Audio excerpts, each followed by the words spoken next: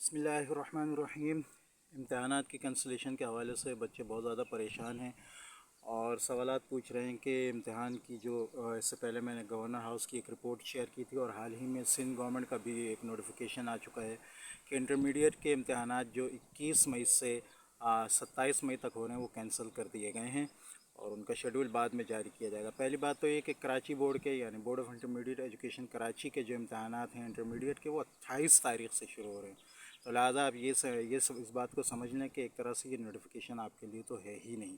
یہ سندھ کے دوسرے ایریاز میں جہاں انٹرمیڈیٹ کے امتحانات ہو رہے ہیں ان کے لیے، جن میں لاڑکانہ وغیرہ کے جو ڈسٹرکٹ ہیں وہ شامل ہیں، تو وہاں کے لیے ہے یہ نوٹیفیکیشن۔ کراچی میں جو امتحانات ہیں وہ آلریڈی 28 تاریخ سے ہو رہے ہیں، لہٰذا ان کو اس نوٹیفیکیشن سے پریشان ہونے کی ضرورت نہیں ہے۔